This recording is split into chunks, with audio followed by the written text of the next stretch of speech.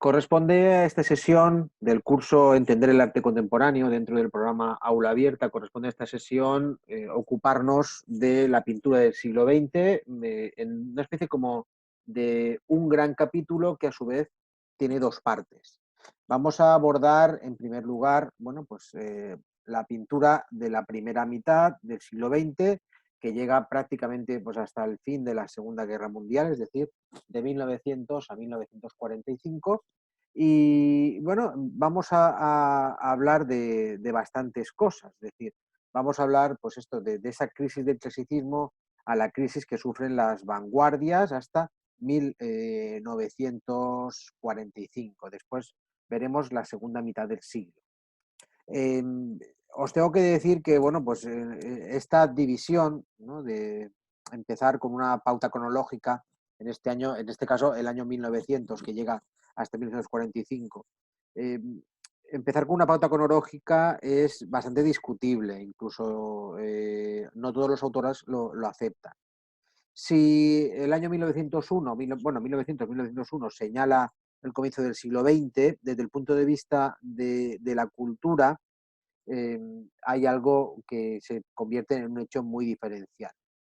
Sin embargo, la explicación histórica de cualquier fenómeno cultural exige un orden convencional y el orden convencional, pues, a su vez está exigiendo utilizar cifras redondas como la del inicio de un nuevo siglo. Este criterio, bueno, que está bastante asentado, se convierte en ocasiones en un poco arbitrario. Esta advertencia, que podríamos decir que es algo válido para cualquier época, incide con mayor fuerza en esta época, en el siglo XX, pues porque precisamente es la nuestra, es la que mayoritariamente nosotros hemos vivido y por ello, bueno, pues quizá también nos falte la suficiente perspectiva para valorar adecuadamente acontecimientos que nos resultan a priori bastante próximos, pero también porque la dinámica de sucesión temporal de todos estos acontecimientos ha sido muy vertiginosa. Dos de los términos más característicos y usados en la civilización actual, como son moderno y vanguardia, se refieren a una concepción cultural basada en el tiempo y la necesidad de promoverlos de una forma acelerada y universal, que bueno, pues ha sido el designio de la vanguardia. En este sentido, en el paso del siglo XIX al XX, pues en verdad no se produce ningún cambio significativo de actitud, como no sea el correspondiente de una mayor aceleración, pero dentro de la dinámica de modernización cultural y artística que se emprendió desde finales del siglo XVIII. En el terreno propiamente artístico, bueno, pues hay que referir el hecho de que se centren los esfuerzos modernizadores más que en el contenido, perdón, más en la forma que en el contenido de la obra de arte. Esta obsesión por lo puramente formal, por lo que la obra de arte tiene en sí de específico como lenguaje autónomo, ya empezó a manifestarse como veíamos a partir del impresionismo. Pero crear un nuevo lenguaje artístico alternativo es la cuestión primordial de las primeras vanguardias plásticas del siglo XX, que son las que plantean una relación distinta entre arte y naturaleza, haciendo que el arte ya no dependa de la imitación y ni siquiera de la representación literal de la naturaleza, sino que se convierte en una especie de producción propia. Los hábitos culturales pesan de una forma tan honda sobre el ser humano que es lógico que reciba al principio con perplejidad cualquier cambio profundo en el orden de lo simbólico y, por consiguiente, que se resista a aceptar como artístico algo que, contra lo realizado durante siglos, revoluciona el sentido literal y tradicional de la obra de arte. Desde luego que no ha sido el arte la única creación contemporánea que ha revolucionado la forma de expresión tradicional, ni tampoco estos cambios tan rotundos se pueden limitar al terreno de la cultura humanística, ya que otro tanto ha ocurrido en el terreno de la ciencia. Esto no significa que el arte de vanguardia del siglo XX, ni la cultura, ni la ciencia de nuestra época sean mejores ni más verdaderas que las de cualquier otra época, pero tampoco se trata de una degeneración o un ir a peor. En realidad, estas formas de expresión artísticas no son diferentes a como somos todos nosotros, aunque a veces nos cueste más trabajo reconocernos en ellas. Por todo ello, para enfrentarse al arte de nuestro tiempo, recomiendo, en primer término, el consejo que dio Spinoza el filósofo Spinoza. Ni amar ni detestar, sino comprender. Y además, lo que escribió Ortega y Gasset acerca de la dificultad que comporta la comprensión del arte cuando trataba de abordar la pintura de Velázquez. Dice Ortega y Gasset: el signo es evidente, pero el significado es recóndito, lo que naturalmente hace que el progresar en el arte sea comparativamente más complejo y que exija algo más que una acumulación de mera información técnica, que exija, para todos los filósofos, una experiencia. Pues bien, y con esto ya acabo la introducción, la experiencia genuina en un arte de la mirada como es la pintura no es más que experiencia visual, es horas y más horas de contemplación. Este requisito, que no puede ser sustituido por ninguna otra fórmula, eh, sirve para distinguir la calidad de una obra de arte, aunque la calidad es algo que tampoco se aprende del todo. Digamos que la calidad de una obra de arte se experimenta y se experimenta precisamente tras horas de contemplación directa de lo que se quiere aprender. Quizá podríamos decir que este es el gran secreto que cualifica a un buen contemplador de obras de arte. Contemplar. Horas de contemplación directa. Antes de meterme con las vanguardias, quiero hacer un par de precisiones. La primera se refiere a recalcar que se usa el término de vanguardias históricas para referirse a aquellos movimientos que se desarrollan hasta la Segunda Guerra Mundial, mientras que se utiliza el término de vanguardias últimas, para diferenciarlas de las históricas, para el arte que se ha hecho a partir de la Segunda Guerra Mundial. Dentro de la primera parte de vanguardias históricas hay que distinguir también dos momentos. El primero llega o abarca de 1900 a 1920 y es el que mantiene vivo el espíritu vanguardista. Después, el segundo sería lo que se denomina la época entre guerras, desde 1920 hasta 1945, y esto aquí realmente se produce, como veíamos aquí, una crisis de las vanguardias, o, si lo preferís, una crisis del espíritu vanguardista. Porque en efecto, el espíritu formalista de la primera etapa, bueno, pues se pone en cuestión hasta por parte de quienes seguían llamándose vanguardistas o estaban adscritos a movimientos de vanguardia. Es importante tener en cuenta todo esto porque desde hace más o menos 40 años, es decir, desde los años 70, se viene insistiendo en los medios de difusión en que nos hallamos en una fase de crisis vanguardista, con los movimientos de posvanguardia, la transvanguardia, la posmodernidad.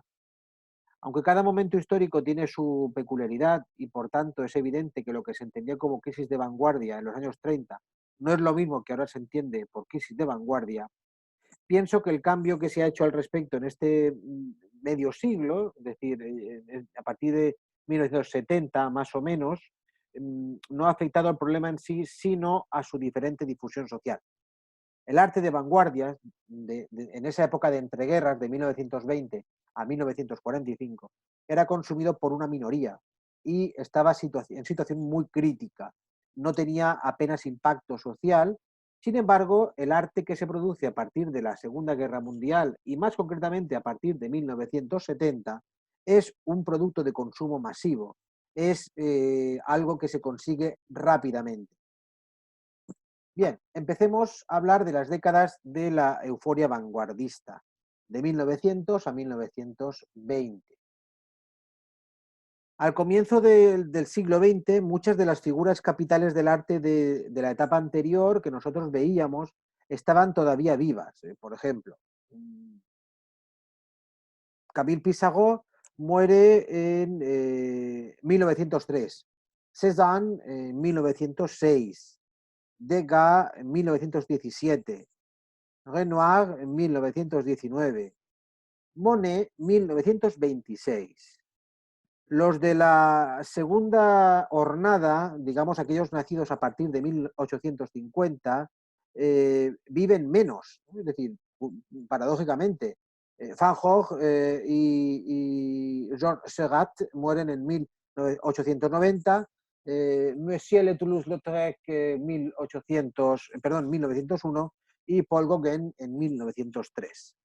Estos datos son muy sorprendentes desde mi punto de vista, ya que ponen en evidencia que cuando Monet murió, Picasso tenía 45 años y ya era muy famoso, o que bueno, la vanguardia histórica estaba entrando ya en esa crisis definitiva.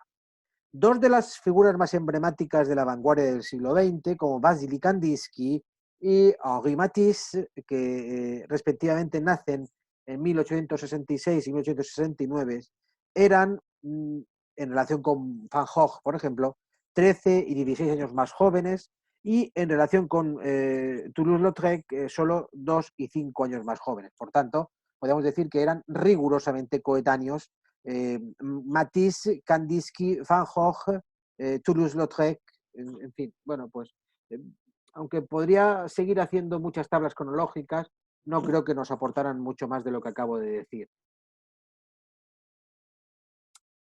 En 1903, y empezamos ya a entrar en materia, en año en que muere Paul Gauguin, se celebran dos exposiciones en homenaje a Paul Gauguin. 3 años más tarde se organiza una retrospectiva. En 1905, 15 años después de su suicidio, se hace una retrospectiva también a Van Gogh. ¿Por qué cito a estos artistas y sus homenajes póstumos? Bueno, pues porque no solo porque en un momento tuvieron una especial relación personal, los dos trabajan en Arles, sino porque ambos defienden los valores expresivos y simbólicos del arte, a la vez que exaltaban la pureza de lo primitivo y lo salvaje frente a la civilización. Ambos reivindican la importancia esencial del color y los contornos muy marcados. Baste recordar, por ejemplo, que la pincelada de Van Gogh era mucho más abrupta y empastada y el ritmo de sus composiciones mucho más emocionalmente alterado. Junto al interés que despiertan estos dos artistas, Gauguin y Van Gogh, en los círculos vanguardistas, digamos, más inquietos, encontramos en este mismo momento una atención pareja por el arte de los llamados pueblos primitivos, es decir, los pueblos africanos y los pueblos aborígenes. En especial, mundo antiguo preclásico, mundo hasta prehistórico y, bueno, quizá los movimientos que más se van a interesar por ello son los del arte naif y también aquel que muestra las civilizaciones distintas de lo occidental. También fue este el momento en el que la obra de algunos pintores belgas, como James Ensor o el noruego conocido por todos, Edvard Munch, bueno, pues está despertando un creciente interés. Además, tampoco puede pasarse por alto que sean estos años, de 1900 a 1920, los años en que se publican las obras de Nietzsche y sobre todo una obra muy importante, Abstracción y Naturaleza, de Wilhelm Worringa, creador de lo que se denomina la estética psicológica y teórico del prototipo artístico de primitivo. Es en este clima en el que se producen casi simultáneamente en París y en Dresde los dos primeros movimientos artísticos de vanguardia con esta orientación expresionista. Son dos, el fauvismo francés y el expresionismo alemán. Antes de comentarlos de forma particular, creo que no viene mal fijarse en lo que justamente hacía el español Pablo Ruiz Picasso, que aunque había visitado París desde el año 1900, se instala definitivamente en 1904. El Picasso de ese momento, tras pasar por la experiencia de la Barcelona de fin de siglo, la Barcelona modernista, se fija en Toulouse-Lautrec, Gauguin, Van Gogh, Munch, lo que da origen a su periodo conocido como azul, por el tono cromático dominante, pero en el que aparecen seres marginados envueltos en un deprimente halo de postración y de tristeza, como estáis viendo en pantalla. Lo que conocemos como grupo fauvista no fue realmente algo organizado, ni sus miembros firmaron ningún manifiesto, ni aún menos se presentaron premeditadamente como un movimiento artístico. El propio nombre de Fauve, que en francés significa las fieras, responde a la ocurrencia de un crítico, Louis Vaucel, cuando visitaba una de las salas de otoño de 1905. Y él, al ver una escultura clásica en medio de pintura de todos estos de los que os voy a hablar a continuación, dijo, vaya, Donatello en medio de las fieras. ¿Quiénes eran los protagonistas del grupo fobista? ¿Cuáles eran sus historias y qué pretendían? Bueno, pues voy a intentar resolver estas preguntas a continuación. El grupo estaba compuesto a partir de 3 núcleos. El de los discípulos del taller de Gustave Mougot y el de Eugène Carrière, formado por estos nombres: Henri Matisse, como veis aquí, Albert Marquet, Henri Mangan, Jean Puy, Charles Camoin y Georges-Henri Rouault. Después tenemos otro grupo.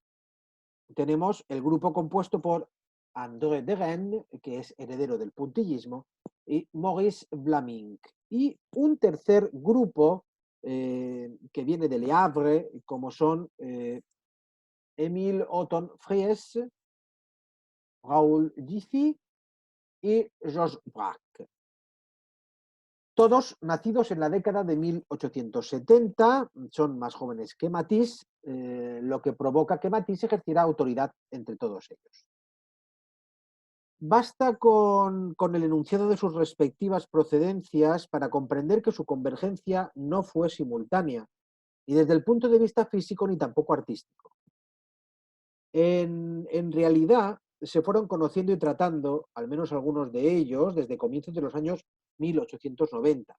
Pero de no haber sido por su común presencia en el citado Salón de Otoño de 1905 y el escándalo producido, seguramente no habrían pasado a la historia como un grupo de fobistas.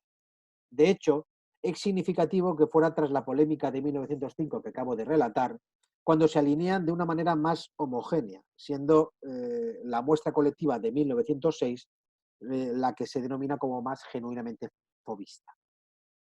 Por lo demás, dados estos antecedentes, se comprende que la duración de esta experiencia fobista, una experiencia común, fuera efímera y que poco tiempo después, pues cada artista evolucionara de una manera muy distinta. En cualquier caso, cabe hacerse la siguiente pregunta: ¿cuál fue el elemento artístico común que los puso puntualmente de acuerdo?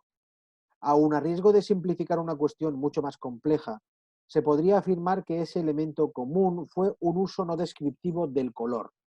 Es decir, que el color ya no tenía nada que ver con lo visible en el motivo, sino que respondía al puro arbitrio del artista.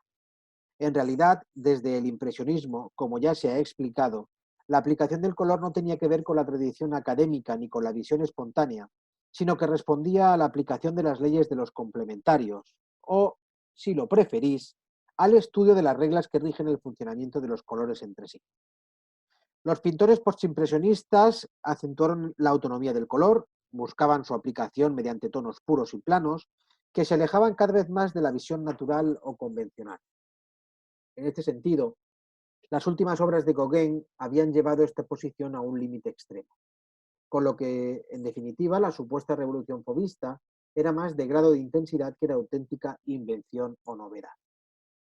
Por otra parte, conviene tener en cuenta que el color, desde siempre, estaba más asociado a las emociones y, en general, a lo subjetivo que el dibujo. El dibujo es más intelectual, más racional, más constructivo. Esta irrupción de colores vivos y arbitrarios, como lo que estamos viendo, por ejemplo, en la pintura de Georges Braque, que están puestos sobre la tela de una manera chocante, en ocasiones violenta, esta amalgama de colores, bueno, pues llegó a producir un efecto excitante y emocional de naturaleza expresionista. Sin embargo, el modo en que cada uno de los miembros de este grupo interpreta esa liberación del color fue muy diferente. Entre todos ellos, pues quiero destacar, por ejemplo, a Kees van Dongen, holandés.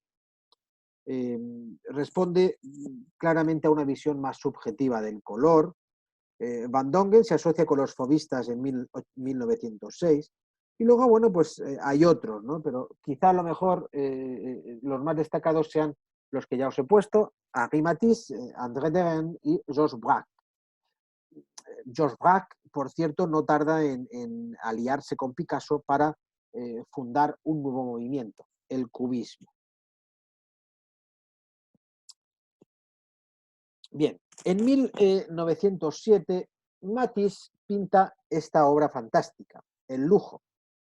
El lujo es una obra que, bueno, anuncia el camino por el fobismo En la composición, quizá a lo mejor podéis decir que se trata de una composición clasicista, aunque lo hace tratando las figuras de una manera muy simplificada, muy estilizada, por otra parte, como si reconquistara el placer de lo bien hecho, de lo medido, de lo armonioso. Después, un año más tarde, hace esta versión, el Lujo 2. Es una transición que abunda en lo que os estoy comentando, que para Matisse definitivamente la emoción no puede enfrentarse al orden. Muy hondo, muy complejo era también André Deguenne, que bueno, pues demostró ser muy consciente de la necesidad de no escamotear la dialéctica entre emoción y orden, naturaleza y clasicismo, o por ejemplo, primitivismo y civilización. Sus comienzos fueron expresionistas y bueno, pues supo girar hacia el fauvismo llegado el momento. Este es el cuadro La danza o Los danzantes del año 1906, que aunque no sería tan famoso como el cuadro del mismo tema y mismo título de Matisse, bueno, pues combina todos los elementos más primitivos, no solo por el tema, que es una danza arcaica, sino también por los violentos contrastes de color, sus tintas puras, las tintas que son también muy planas, y el contorno de las siluetas, con una visión, bueno, pues sintética, los personajes parece que realmente están moviéndose.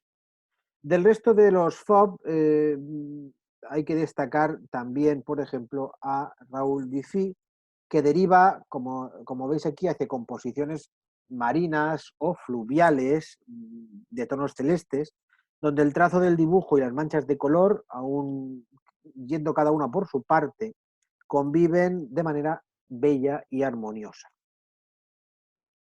Nos pasamos ahora a hablar del expresionismo nórdico y germánico, que fue, bueno, algo bastante diferente. Es, al decir de muchos historiadores del arte, es un expresionismo auténtico, un expresionismo sin reservas. Ello se debe, en primer lugar, a que la tradición cultural era expresionista y que además lo era de antiguo. Por ejemplo, hay que recordar, mirad, en el mundo flamenco, Grünewald y su crucifixión de Eisenheim. Mirad, esta es una obra de corte medieval, pero recuperada en el romanticismo alemán y sobre todo, a principios del siglo XX. Algo de esto se encuentra en la obra del noruego Edvard Munch y del sueco August Strindberg. Son los, por así decirlo, los casos más extremos de esta emotividad instintiva y desequilibrada que bueno, pues ya empezaron a despertar mucha curiosidad, mucho interés en la Alemania de finales del siglo XIX, por no hablar de los propios pintores.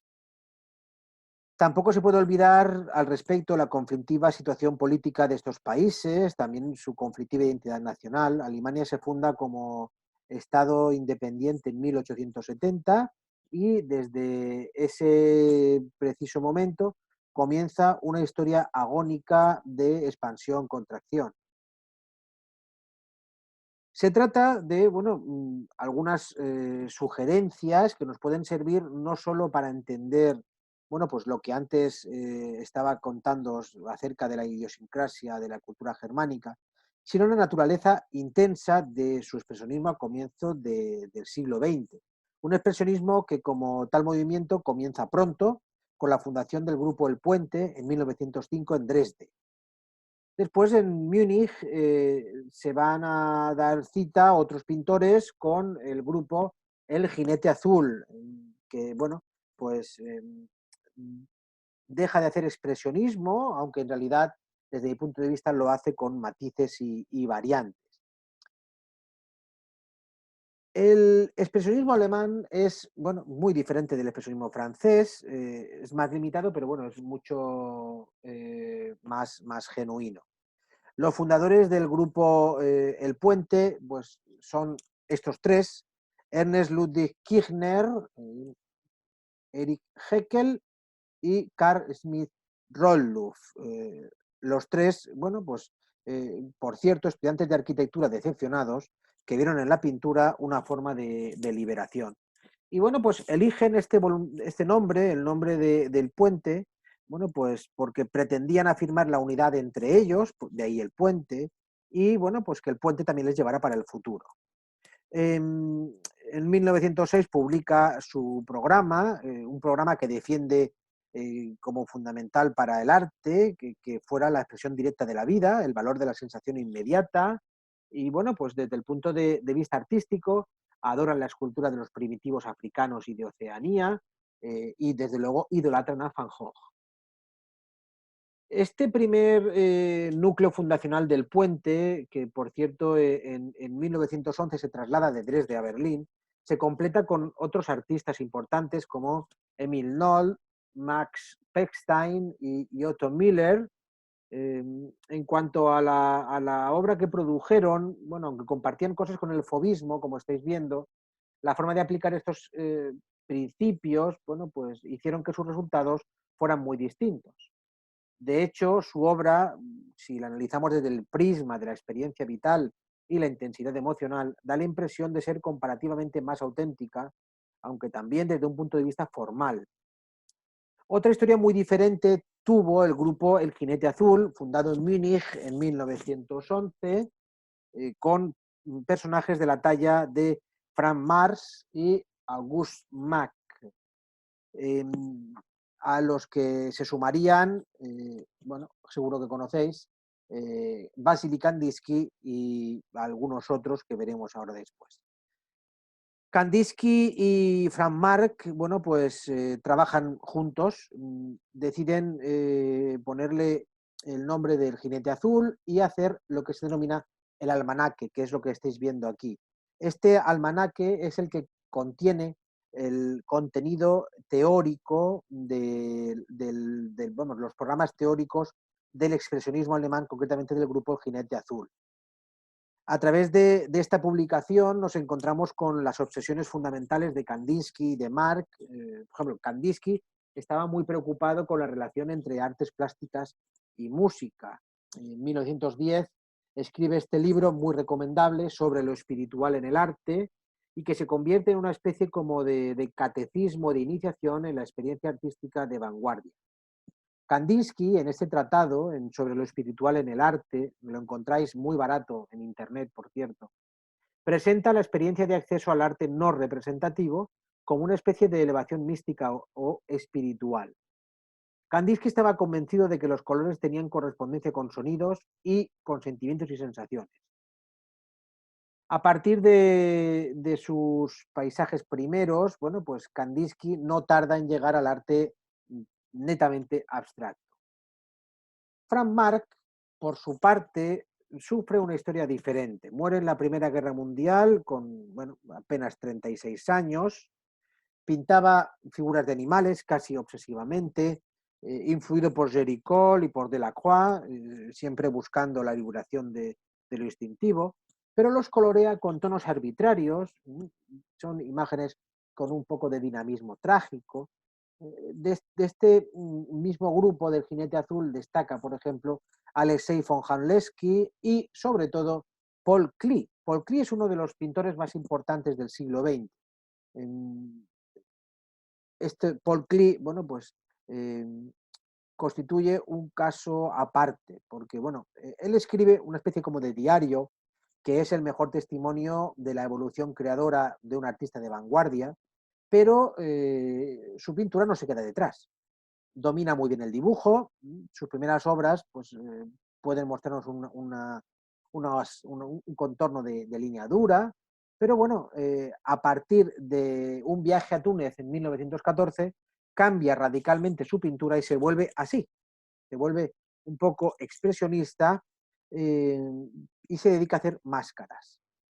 El grupo del Jinete Azul se disuelve en 16, año en el que muere Frank Marc, pero bueno, pues la singular personalidad de algunos de sus miembros y la obra que hicieron con posterioridad a este año de 1916, pues constituye un pilar básico de toda la vanguardia del siglo XX. Al margen de estos dos grupos y de uno que se gesta en Berlín llamado La Tempestad, el expresionismo fue casi naturalmente el lenguaje de la vanguardia de los países germánicos. Hay que mencionar, por ejemplo, dos figuras más, Georges Grosz en la República de Weimar y Otto Dix, aunque bueno, pues estos dos abandonan todo sentido alegórico y representan el lamentable espectáculo de horror y de miseria, de decadencia moral de los años de la posguerra, de la Primera Guerra Mundial. Hay que hacer mención al mundo vienés, por ejemplo, con la talla de Gustav Klimt o, por ejemplo, Egon Schiele y uno que seguro sonará, que es Oskar Kokoschka. Bueno, Oskar Kokoschka y Egon Schiele nos muestran pinturas quizá a lo mejor embravecidas, muy empastadas. Nos presentan de vez en cuando hombres desnudos rodeados de hombres vestidos, es decir, la soledad del hombre en medio del cosmos. Tienen bueno, una pintura muy vibrante, además de una tensión importante. Parodiando la célebre frase de Winston Churchill en la que exaltaba el papel de la aviación en la defensa de Inglaterra durante la Segunda Guerra Mundial, que seguro sonará que dijo que nunca tan poco hicieron tanto por tantos, se podría afirmar lo mismo del cubismo, que es el siguiente estilo que vamos a ver a continuación.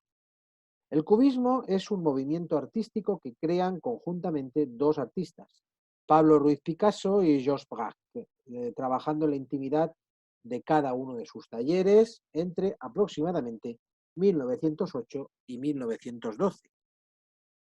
Antes de empezar a hablar del cubismo, hay que señalar que el formidable impacto de esta revolución en el lenguaje artístico fue de tal calibre que hay que analizar al menos dos diferentes corrientes, el cubismo analítico y el cubismo sintético.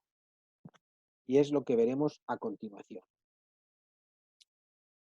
¿En qué consiste la revolución real del cubismo? Porque se dice que el cubismo es como punto y aparte en la historia del arte.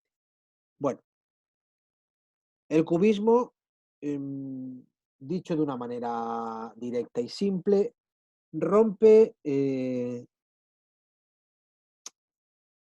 con todo lo que se ha heredado desde el Renacimiento. El Renacimiento proponía un sistema basado en la imitación de la realidad.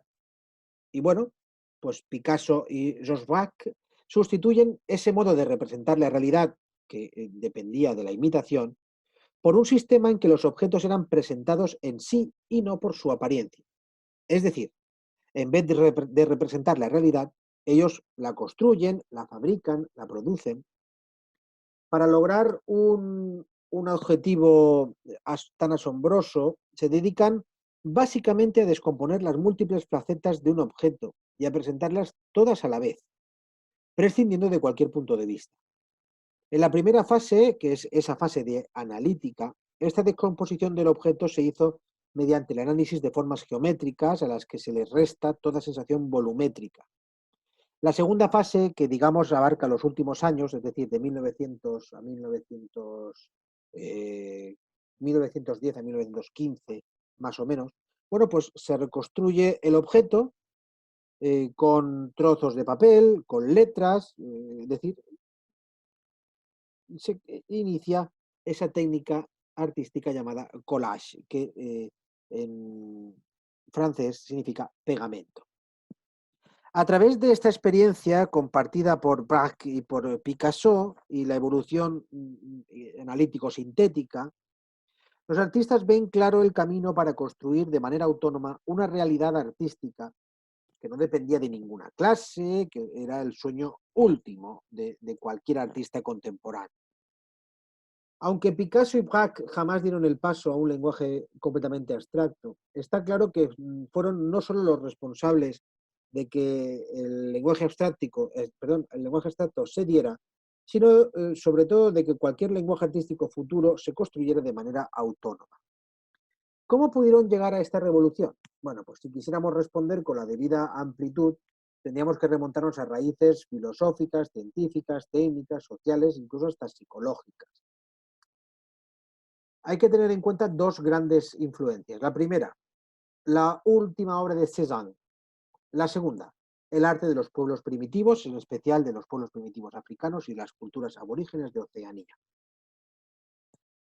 Cézanne en 1906 muere, tras llevar apartado, bueno, pues 25 años de su tierra natal.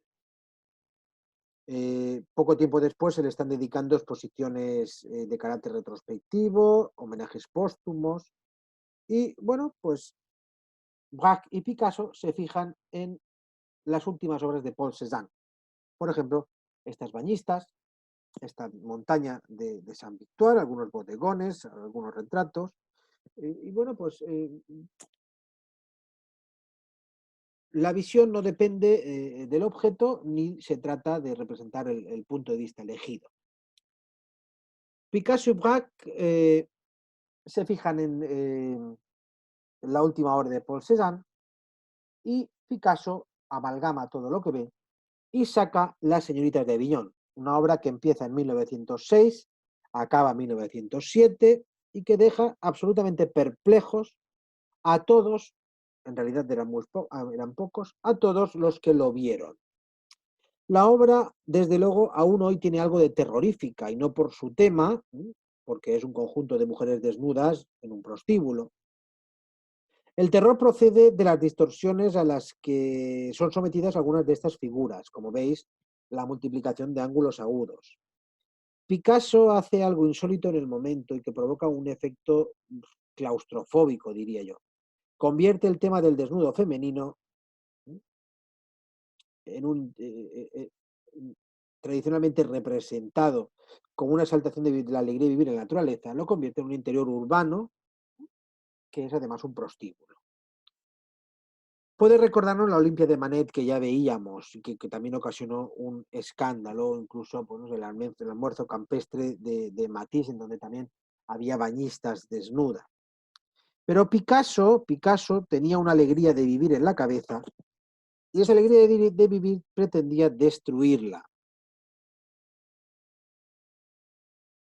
Braque fue uno de los, bueno, aquí tenemos un desnudo de Picasso. Braque fue uno de los más desconcertados con la obra de Picasso. Este desnudo, bueno, pues lo hace a partir de 1908, a partir de las señoritas de Aviñón. Y bueno, pues continuaron hasta 1910, ellos dos solos, Braque y Picasso. A partir de ese momento, bueno, pues se crea una especie como de círculo de seguidores, como por ejemplo Robert Delaunay y su mujer Sonia Ter Delaunay. Un poquito más tarde tenemos un cubismo purista con Amédée Cézanne y Charles-Édouard Jeanneret, que bueno, pues este Charles-Édouard Jeanneret se haría posteriormente mundialmente famoso con el nombre de Le Corbusier, que veíamos la semana pasada. Luego tenemos más cubistas, por ejemplo, el español Juan Gris, al que todo el mundo reconoce casi un papel equivalente al de los fundadores en el desarrollo del cubismo. Y luego, bueno, pues también tenemos a Fernand Léger, que logra un nuevo lenguaje figurativo con una apariencia totalmente maquinal, ¿no? Fueran máquinas de contornos duros y marcado acento volumétrico. Hay algunos otros nombres a resaltar, como Albert Gleizes, Jan Metzinga, André Lot o Roger de la Fresnaye. Los derivados del cubismo podemos decir que son 4: el futurismo, el suprematismo, el constructivismo y el neoplasticismo. El primero en irrumpir en escena fue el futurismo. El futurismo lo crea Filippo Tommaso Marinetti, que publica en el periódico francés Le Figaro el 20 de febrero de 1909 una proclama que defendía la modernidad, y la modernidad para él era el dinamismo, la velocidad y las máquinas.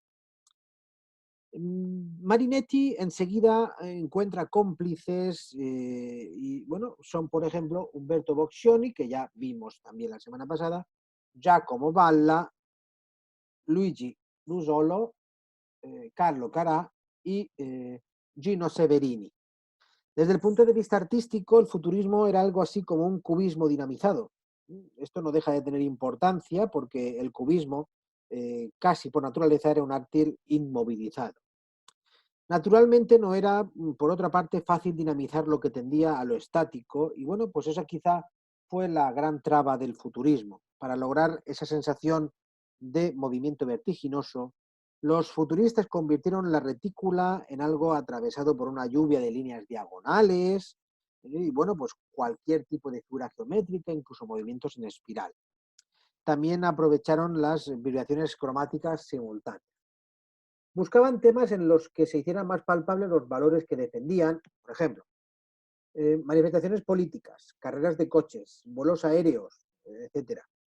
El futurismo tuvo más eficacia como plataforma de agitación que, bueno, pues por sus reacciones artísticas. Y tenemos que destacar algunos artistas sobresalientes, como por ejemplo Wilhelm Lewis, Henri Gaudí-Bressa, y bueno, ya en una segunda etapa, Mikhail Larionov y Natalia Goncharova. Antes de producirse la revolución de 1917, Rusia vive en medio de bueno, fuertes convulsiones que en todo caso sirven como buen caldo de cultivo para la agitación artística de vanguardia. Tras el futurismo surgen dos corrientes interesantes, el constructivismo y el suprematismo. Dentro del constructivismo, que arranca del cubismo y bueno, pues siente fascinación por las máquinas, van a destacar personajes como Vladimir Tatlin, Antoine Pesner y Naum Gabo. Y después tenemos el suprematismo. El suprematismo, que en realidad es una obra de el ruso Casimir Malevich, defiende un arte objetivo y este, bueno, pues pronto deriva hacia una abstracción total con esta experiencia definitiva llamada cuadrado blanco sobre fondo blanco, es decir, la nada. Este es el punto de no retorno. Hay que señalar respecto a esta variante rusa entre 1910 y 1920 que en su gran mayoría vivió con fanática ilusión el curso revolucionario y que bueno, pues participaron también muy activamente en los primeros momentos del régimen soviético. Lo digo ahora porque al margen de estos grupos concretos, quizá lo más notable de esta vanguardia fue el frenesí creativo general que estuvo al socaire de la ilusión revolucionaria. Por último, hay que citar el movimiento neoplasticista con una figura muy importante, el pintor holandés Piet Mondrian, que evoluciona desde el cubismo analítico a una abstracción geométrica de absoluto rigor. El movimiento es creado por él mismo, por Mondrian, y bueno, pues publican su manifiesto en la revista De Stijl, que se convierte al final en el órgano teórico del arte neoplástico. El arte neoplástico basa su pintura en el uso de formas regulares y en el uso de los tres colores primitivos, o sea, colores primarios, amarillo, rojo y azul, más el negro, el blanco y el gris. Hablemos de la segunda etapa del siglo XX, es decir, el arte que va entre el fin de la Primera Guerra Mundial y la Segunda Guerra Mundial. A partir de 1915, más o menos, los fundadores de la vanguardia histórica, por ejemplo, Picasso, Georges Braque, Henri Matisse, Derain, comienzan a dar señales de agotamiento y, bueno, pues poco a poco se dirigen hacia pintura más o menos clasicista. Esto no se puede tomar tampoco en sentido literal porque, por ejemplo, Picasso, a la vez que está pintando como Piero de la Francesca, en 1937 hace este Guernica, el Guernica que, bueno, constituye, en palabras de la mayoría de los historiadores, constituye una monumental ofrenda a la masacre de la población civil y también una alegoría moral. Durante la Primera Guerra Mundial, bueno, pues Europa vive asolada, vive momentos muy trágicos. Y bueno, pues en algunos países declarados neutrales, el caso de Suiza o también el de España, bueno, pues surgen unos núcleos vanguardistas, discretos, tímidos. Van a destacar dos grupos importantes. Van a destacar el grupo de los dadaístas y el grupo de los surrealistas. Los dadaístas se dieron a conocer en la localidad de Zúrich en 1916. Utilizaron como plataforma un local público donde realizaban unas sesiones cómico-grotescas. Tiene como protagonista, por ejemplo, a Hugo Boll, a Richard Huelsenbeck y Hans Arp, que posteriormente lo conoceréis como el nombre de Jean Arp. También tenemos los rumanos Tristan Tzara y Marcel Janco. El segundo centro relevante fue Nueva York, casi simultáneo al de Zúrich, que contó también con artistas europeos que habían escapado de la guerra, de la Primera Guerra Mundial, entre los que destacan Francis Picabia, Marcel Duchamp, Arthur Cravan y, por ejemplo, Man Ray, cuyo acto común más espectacular fue una escandalosa exposición en 1917 en la Central Gallery de Nueva York. Tras estos primeros momentos iniciales, el dadaísmo tuvo más plataformas importantes y, bueno, pues se dejó ver en tres grandes ciudades centroeuropeas como son Berlín, Colonia y Hannover, en donde se dieron cita artistas de la talla de Hans Richter, Raúl Harsmann, Johannes Bader, Kurt Schwitter, Max Ernst, Josh Gross, Johannes Theodor Bargel, Hannah Hock o John Harfield. Algunos de todos estos van a desempeñar papeles muy relevantes en las décadas posteriores, bien como artistas independientes o bien como, bueno, parte de otros movimientos de vanguardia. La segunda y definitiva sede, después de Berlín, de los dadaístas, fue París. París y, sobre todo, André Breton. André Breton. Cabe hacerse la siguiente pregunta. ¿Qué significó el dadaísmo? Bueno, pues uno de los primeros mentores, el rumano Tristan Tzara, que ya hemos visto, lo dijo muy claro. Dada, de donde viene la palabra dadaísmo, dada no significa nada. Entonces, ¿qué es esto? Bueno, pues esto es un gesto, una actitud nihilista, gracias a los textos de Nietzsche. Dada no es nada. Dada lo niega todo. Dada vuelve contra sí la euforia experimental de la vanguardia. Es decir, por la vía del absurdo, del sarcasmo, de la ironía y de la injuria, van a hacer sus famosas performances y sus happenings. Los happenings son actuaciones improvisadas. No se puede ir más allá de lo que hicieron los dadaístas porque cualquier cosa se podía presentar como algo artístico, desde un urinario, como veíamos la semana pasada, de Marcel Duchamp hasta una plancha con clavos. Se puede deducir a partir de esto que el arte entra en su grado cero, pero también hay que reconocer que, bueno, pues esta energía que libera este conjunto de artistas también logra abrir horizontes insospechados.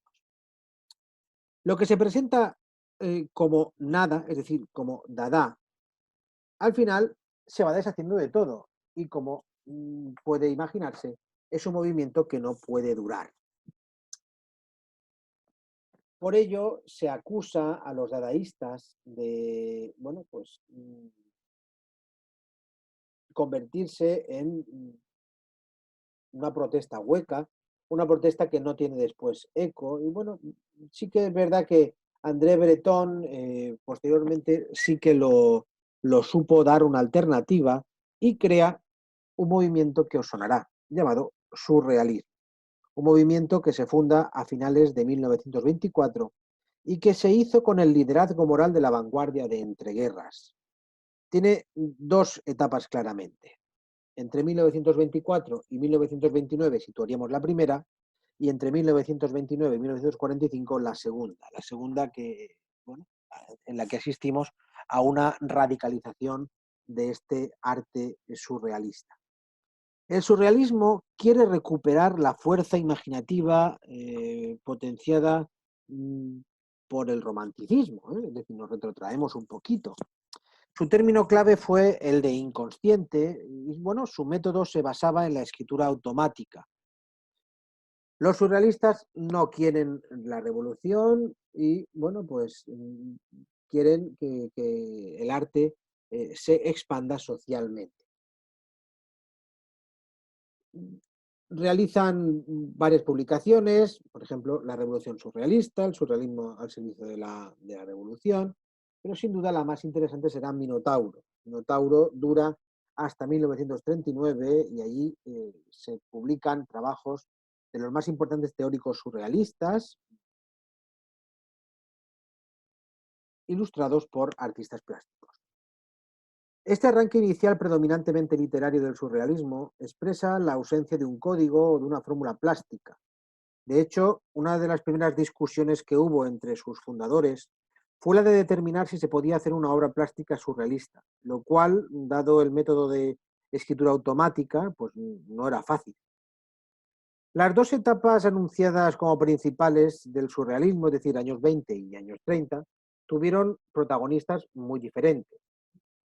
Hay que señalar, por ejemplo, a Joan Miró, eh, vinculado a la cultura telúrica, al mundo rural, que despliega un potente universo de signos y símbolos, dotándolo además con una fuerza poética muy interesante.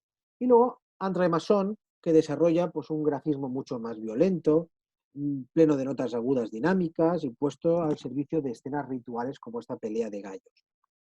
En la segunda etapa, la etapa de los 30, se impone la teoría de la espontánea carga inconsciente, en donde va a destacar la figura del catalán Salvador Dalí.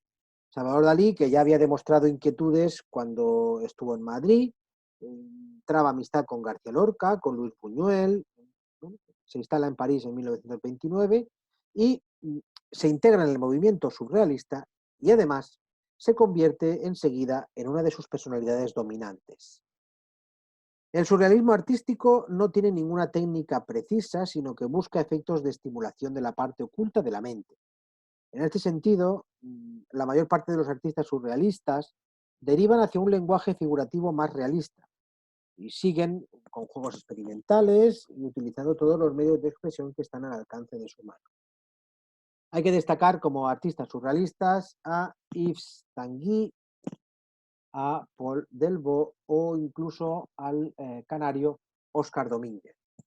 Tras la invasión alemana de Francia, al poco de iniciarse la Segunda Guerra Mundial, los surrealistas se vieron obligados a exiliarse, mayoritariamente se marcharon a Nueva York, donde bueno, pues sirvieron de acicate definitivo para el surgimiento del nuevo y potentísimo expresionismo abstracto que veremos un poco más tarde.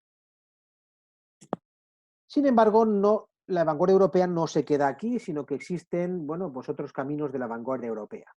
El resto de la vanguardia reconsidera su actitud y se dirige de nuevo hacia el formalismo.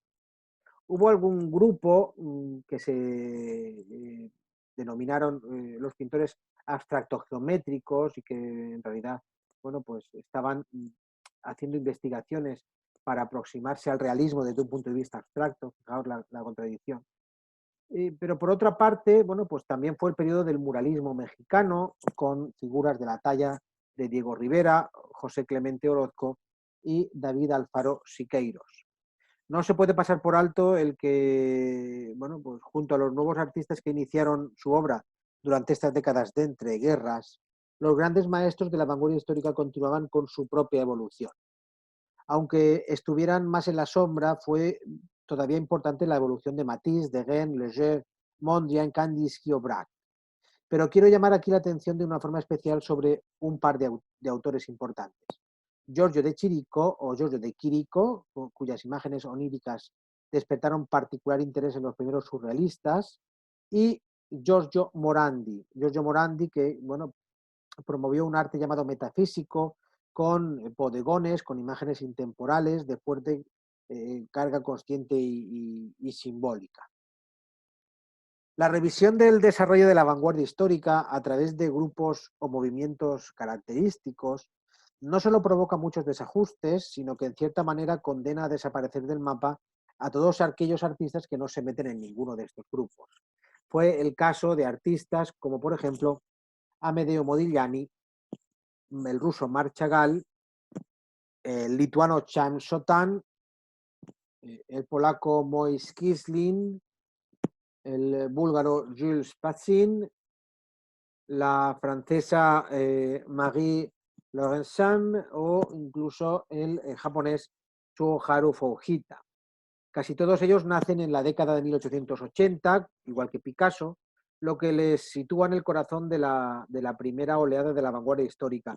Y todos estos, como no están adscritos a ninguna vanguardia, van a fundar una propia llamada la Escuela de París. Empezamos hasta que nos dé tiempo, yo creo que sí, empezamos la pintura de la segunda mitad del siglo XX, hablamos de estas últimas vanguardias y del arte posmoderno.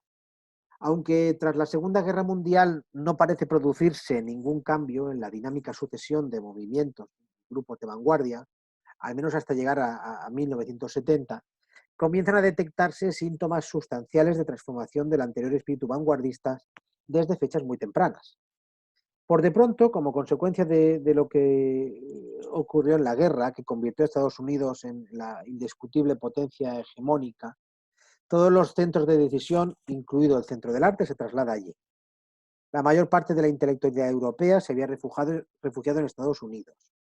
Muchos de todos estos artistas exiliados, bueno, pues deciden al final instalarse allí y contribuyen de una manera muy decidida a potenciar su considerable prestigio cultural. Por ello mismo, Estados Unidos se convierte bueno, en el gran vencedor mundial a todos los niveles, convierte la victoria aliada en un triunfo de la democracia, con lo que fue necesario crear un auténtico frente ideológico, no solo como propaganda de los valores democráticos, sino también de los culturales. En el terreno de las artes plásticas de vanguardia hallamos un magnífico ejemplo al respecto. Los nazis alemanes habían perseguido este arte de vanguardia al que denominaban degenerado.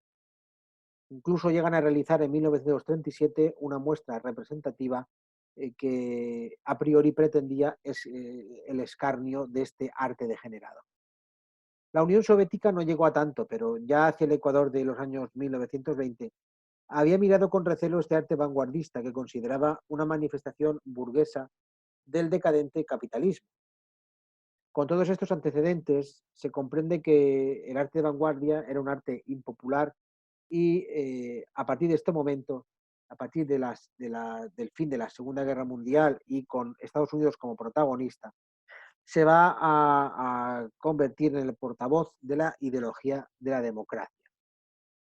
Si a esto se le une el que bueno, pues iniciara la llamada Escuela de Nueva York su potente desarrollo, Escuela de Nueva York que estaba formada por una joven generación de pintores del expresionismo abstracto, o a través de la cual la capitalidad mundial de la vanguardia se traslada de París a Nueva York, pues al final lo que tenemos es, bueno, se afianza más la protección oficial y privada del arte vanguardista. A partir de los años 1940, el centro promotor de casi todas las formas de renovación vanguardista y su plataforma comercial radicó definitivamente en Nueva York. Así se sucedieron los hechos. La situación en la que se halla la vanguardia plástica al acabar la Segunda Guerra Mundial es la de una total falta de perspectivas, y no ya solo por razones del terrible golpe moral que supone la Segunda Guerra Mundial. Las dos orientaciones dominantes de las vanguardias históricas, es decir, la defensa de la experimentación formal y el retorno a la imagen, estaban desacreditadas. Ya no cabía esperar nada de la experimentación formalista. Cada vez que se intentaba se corría el peligro de parodiar algo y que se había hecho antes. Pero tampoco había mucho ánimo para seguir con la defensa de la imagen, tras la experiencia de los años 30, cuando las imágenes habían sido objeto, sobre todo, de manipulaciones. Entonces, ¿qué se hace? Y además, ¿cómo se hace? Estas cuestiones son las eh, preguntas subyacentes en la inmediata posguerra. La respuesta artística fue el expresionismo abstracto en América y el informalismo en Europa. Ambas orientaciones coinciden en su carácter de arte no figurativo o abstracto y además en la importancia que dieron a la técnica automática para su realización, pero sus resultados fueron bastante distintos. El expresionismo abstracto, conocido como la Escuela de Nueva York, se fue gestando a comienzos de los años 40 para llegar a su madurez y producción a la década de los 50. Formado por varios artistas, entre los que destacan Arshil Gorky, que era de origen armenio, Willem de Kooning, holandés, Mark Rothko, ruso, o el canadiense Philip Guston. Digamos que esto era completamente normal durante la primera mitad del siglo, que es la época de las grandes inmigraciones. Lo que sí que es importante es que tanto estos como los restantes, entre los que destacan Pollock, Klein, Bathiot, Gottlieb, Clyfford Steele, Barnett Newman o Ad Reinhardt, proceden de donde proceden, da igual, por lo que al final todos convergen en Nueva York durante la década de los 30 y los 40. Se educan en escuelas de arte, con ideas culturales comunes y vivieron circunstancias profesionales muy semejantes. Para resumir muy brevemente estas influencias comunes, hay que destacar dos cuestiones. Su introducción en el lenguaje artístico moderno a través de la enseñanza de algunos significados maestros vanguardistas europeos, como por ejemplo Hans Hofmann o Joseph Albers, pero sobre todo la influencia ejercida por los muralistas mexicanos, que ofrecían el ejemplo estimulante de un arte local, además de reflejar los ideales izquierdistas que entonces dominaban los círculos de vanguardia, y el aluvión de vanguardistas extranjeros que desde el comienzo de la guerra se instalaron en Nueva York, fundamentalmente los surrealistas. Por otra parte, hay que valorar lo que fue la ayuda federal para el arte. Según las ideas del presidente demócrata Roosevelt, para combatir los efectos de la Gran Depresión económica, se crean unos programas que abren una posibilidad de supervivencia profesional para los artistas más inquietos. Desde el punto de vista técnico, el expresionismo abstracto fue el resultado de un uso innovador del automatismo reivindicado por los surrealistas en su primera etapa, pero ahora transformado en una cosa que se llama action painting. El más genuino de todos ellos, pues podemos decir que fue Pollock en ese sentido. La correspondencia en Europa es lo que se denomina el informalismo europeo, gracias a artistas de la talla de Jean Fautrier, un pintor que ya a final de los años 20 parece preconizar el informalismo, y que a partir de 1943 hace una serie importante llamada Rehenes, que constituye su nuevo lenguaje informal o informalista, con siluetas formadas por capas superpuestas de pintura blanca que logran, como estáis viendo, una gran densidad de empaste. Fue también importante Jean Dubuffet, que insiste en valorar la calidad del empaste pictórico, aunque sin abandonar cierto trabajo figurativo con trazos infantiles y una temática donde se refleja la vida desde una óptica muy primitiva. De orientación quizá un poco más intimista, puede ser Jules Bachmann, afincado en Francia, cuya pintura consiste en una sinuosa caligrafía dibujada a tinta. Henri Michaud, que trabaja también con tinta china y acuarela, creando imágenes de un universo microscópico, como captadas en el umbral secreto. Tras estos pioneros, entre los finales de los 40 y comienzos de los 50, se fueron sumando otros pintores como por ejemplo Hans Hartung, Georges Mathieu o Nicolas de Staël. En Italia hay que destacar la figura de Alberto Burri, que trabaja sobre nuevos soportes materiales, como por ejemplo el plástico, y Lucho Fontana, que había estado vinculado con el grupo de abstracción-creación antes de la guerra, reclama la ciencia para investigar nuevos métodos, materiales y hace una obra fundamentalmente centrada en una manera diferente de tratar el espacio. En España, la corriente informalista tuvo muchísima importancia con tres grandes figuras: Antoni Tapies, Antonio Saura y Manuel Millares. Tapies estuvo vinculado al grupo Dau-al-Set, que opera en Barcelona a finales de los años 40, mientras que Saura y Millares están dentro del grupo El Paso, que se radicaba en Madrid. Junto a estas corrientes expresionistas de naturaleza mayoritariamente abstracta, se produjeron simultáneamente otras más figurativas, aunque siempre hay que hacer esta afirmación de una manera quizá no muy tajante. Nos podemos encontrar desde realistas que estilizan la figura, como los franceses Bernard Buffet, Francis Gruber, o el caso más insólito e interesante de Jean Hélion, que transforma sus experiencias de abstracción geométrica en una figuración quizá muy sintética. Tenemos surrealistas como Baltus o el denominado Grupo Cobra. Un caso particularmente notable fue el de algunos pintores británicos que evolucionaron de forma aislada en relación con la marcha de las vanguardias, creando a partir de los años 30 un interesante grupo de pintura figurativa, lo que se conoce con el nombre de la Escuela de Londres, formada por Francis Bacon, Lucian Freud y Frank Auerbach.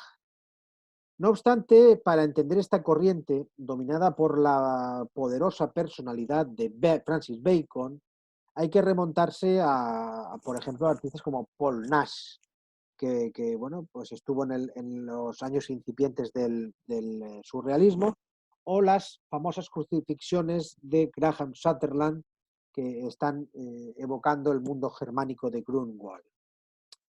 Entre estos últimos y en general en toda la figuración europea de después de la Segunda Guerra Mundial, Bacon ocupa un papel fundamental. Como conjunto articulado de vanguardia dentro de esta corriente de expresionismo figurativo, no hay nada que pueda compararse al llamado Grupo Cobra. Cobra hace referencia a las tres ciudades en las que están los miembros, que son Copenhague, Bruselas y Ámsterdam. Se funda con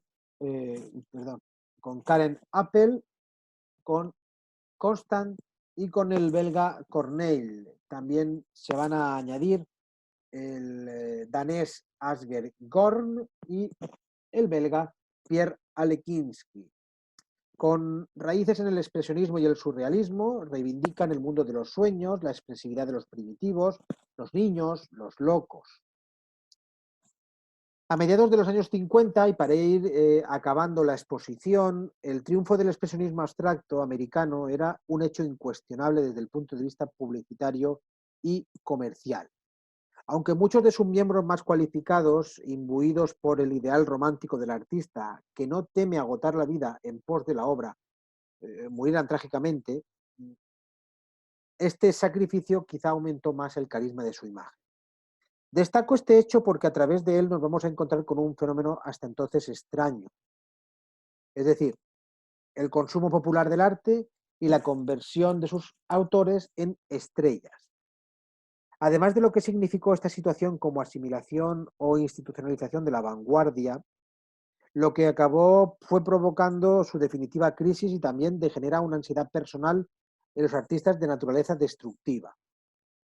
La nueva dinámica de la vanguardia hace que surjan grupos como por ejemplo el neodadaísmo o el arte pop.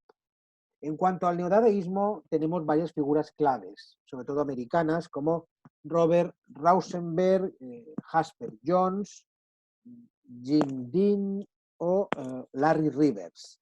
La pretensión de todos estos neodadaístas, será convertir la pintura en un objeto, tratarla como algo exterior al artista, como una cosa. Para lograrlo incorporan elementos de la realidad misma, pueden incluir trozos de fotografía, latas de cerveza o cualquier tipo de objeto cotidiano. A partir de lo cual pintaban por encima, pero neutralizando cada vez más su intervención pictórica, hasta convertir el resultado final en una mera representación de cosas. Esta manera de actuar trajo como primera consecuencia la ruptura con el sentido bidimensional del cuadro. Hubo los que, como Rauschenberg, siguieron recubriendo, bueno, pues el lienzo y lo convirtían en una superficie grande pictórica, o como Jones, que actúan de una manera más fría. La correspondencia en Europa es lo que se denomina el movimiento cero, o también arte povera, el arte pobre. Hay que fijarse en los rasgos de algunos de los artistas de este amplio conjunto, por ejemplo, el francés Yves Klein, que incluso llega a fundar su propio azul, el azul Klein, que es el que estáis viendo aquí en pantalla. Realiza happenings de muy diverso tipo. Los más espectaculares fueron en los que embadurnaba cuerpos de las modelos y luego las hacía restregarse en un lienzo, como lo que estáis viendo, donde dejaban esa huella. La utilización de medios y técnicas insólitos fue una constante en el resto de estos nuevos realistas, entre los que hay que contar al popular Cristo, muerto recientemente, que empaqueta grandes edificios, o por ejemplo, Jan Tinguely, que construye máquinas de compleja estructura, o el estadounidense John Chamberlain, que forma composiciones a través de chatarra de automóviles. Hubo dos artistas que merecen una mención especial, el italiano Piero Manzoni, del cual os hablé el primer día, y el alemán Joseph Beuys, que bueno, pues transforma el arte y bueno, dice que para él los objetos y determinadas materias están cargadas de un simbolismo importante que trata de subrayar en sus composiciones. Todos estos comportamientos neodadaístas logran cambiar la perspectiva con la que el espectador se enfrentaba al arte, aportando un horizonte muy amplio de sugerencias, aunque también en exceso indiscriminado. Respecto a los postpictóricos americanos, tenemos que destacar un pequeño grupo interesante llamado el expresionismo abstracto, por ejemplo, con Art Reinhardt, Frank Stella, Edward Kelly, Kenneth Noland, Morris Louis y Larry Punch. Si queremos traducir esta orientación estética a normas técnicas, según fueron pintando los cuadros, nos encontraríamos con lo siguiente. Un tratamiento uniforme de la totalidad de la superficie del cuadro, la fusión de figura y fondo, la reducción de los motivos a puros elementos geométricos verticales y horizontales, y la fusión en una misma realidad del dibujo, el gesto y la composición. La abstracción geométrica europea tiene como representantes a Víctor Vasarely, Nicolás Schoeffer o el venezolano pero afincado en España, Jesús Rafael Soto. Hablemos del arte pop. Algo tan extremo en cuanto a la congelación de la pintura como era el posthistoricismo fue el arte pop y sus derivados. Pop, como sabéis, es un apócope de la palabra popular y recibe este nombre, este movimiento, porque decidió tomar sus imágenes según se hacían y se consumían en la cultura urbana de masas. Los artistas pop no tenían una excesiva preocupación política, tenían simplemente el uso de la imagen popular sin inhibición ninguna. Destaca en el caso también de una con el nombre de superestrella, Andy Warhol. Andy Warhol se convierte en un personaje fundamental de la agitada vida social de este mundo de Nueva York de los años 60. Comparte su proyección con cantantes de rock como Mick Jagger, actrices como Marilyn Monroe o Liz Taylor. Desde el punto de vista artístico hay que hacer alguna precisión complementaria. Por ejemplo, la más importante es que una pintura no tiene cualidades específicas y se realiza de forma seriada, de forma maquinal. Entre los artistas pop americanos más relevantes hay que incluir a Roy Lichtenstein, Claes Oldenburg, James Rosenquist o Tom Westman. También hay que tener a unos hiperrealistas pop, como por ejemplo George Segal, que hizo esculturas a partir de moldes de escayola de personas, Chuck Klaus, Duane Hanson, Philip Bernstein y John de Andrea. Hubo un pop europeo, pero siempre de naturaleza diferente a la de su homónimo estadounidense, con figuras como Richard Hamilton, que fue el que empleó el término pop en sus cuadros por primera vez, y Eduardo Paolozzi. Más importante que esta anécdota acerca de quién tuvo la primera, la primera vez en la creación de la palabra, bueno, pues hay que tener en cuenta que el pop se convirtió en un movimiento internacional. En Gran Bretaña tiene un particular foco con Kitag, con Peter Blake, aquí retratando a los Beatles, con Allen Jones, David Hockney y Patrick Caulfield. En el resto de Europa se adopta con variantes, un estilo más pictoricista, y en el caso de España tenemos el denominado Nueva Figuración, en donde tiene un papel muy destacado Eduardo Arroyo. Con lo que llevamos comentado hasta aquí, sobre todo en lo que se refiere a las corrientes vanguardistas de la estación postpictórica y la del pop, no parece que pudiera despojarse más el arte de cualquiera de los atributos y cualidades que históricamente habían fijado su identidad. Nace a partir de 1970 el arte conceptual. El arte conceptual tiene un papel muy importante y que despoja al arte de todo, incluso de su mismo concepto. El ideólogo es el estadounidense Joseph Kosuth, que publica este manifiesto, El arte después de la filosofía. Pretende que el arte no trate más que del arte, es decir, lo despoja de todo, por eso lo convierte en un concepto. ¿Cómo se puede llevar a cabo un programa de creación artística que no tenga que ver con el arte? Desde luego, bueno, pues se entiende que no puede haber una técnica común o característica, y este va a ser la puerta a lo que se denomina el arte posmoderno, y con esto ya acabamos. Hay que tener en cuenta que, agotada toda la credibilidad vanguardista tras 1975, bueno, pues no mengua la capacidad artística, sino que desde el punto de vista cuantitativo los artistas se multiplican. En el último cuarto del siglo XX aparecen más artistas que nunca, y en ese sentido se constata un regreso a la pintura que había que interpretar como una reacción frente a la severa descalificación y acoso que padecieron quienes se aferraban a los medios de expresión tradicionales.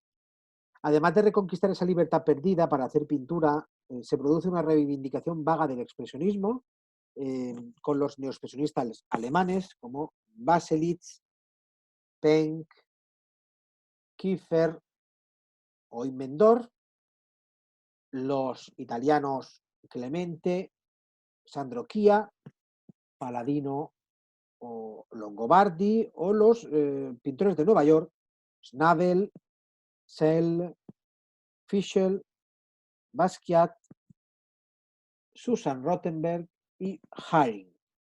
En todo caso, ninguno de estos tres grupos, ni el alemán, ni el italiano, ni el neoyorquino, se presenta como poseedor de una dogmática afirmación del arte, sino simplemente como brote pujante de un estilo de vida.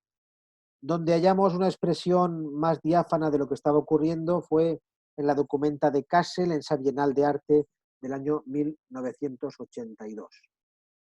Hay otros cambios muy significativos, como el declive de Nueva York como la capital internacional de la vanguardia, o quizá a lo mejor no de la vanguardia, pero sí del arte actual, y bueno, pues seguimos viviendo cambios de gusto, y esto significa que a esta corriente que hemos visto última del neoexpresionismo de los años 80 le sucede una de carácter antiimpresionista, y en definitiva lo que ha ocurrido es que el consumo social del arte contemporáneo se ha extendido de tal manera que ya no es preciso que nadie se ponga tras ninguna trinchera. Es lo que se llama posmoderno, es decir, la aceptación de la dinámica moderna por parte de la sociedad. De hecho, lo que está por ver es qué rendimiento tendrá el arte futuro en estas condiciones de aceptación indiscriminada, consumo masivo y proyección espectacular. Lo importante no es que el arte haya dejado de ser vanguardista, sino lo que pueda pasar con el arte tal cual. Esa es la perspectiva justo al final del siglo XX.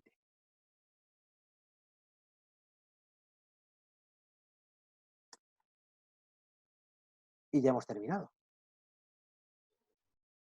Espero que os haya gustado el capítulo dedicado a la pintura.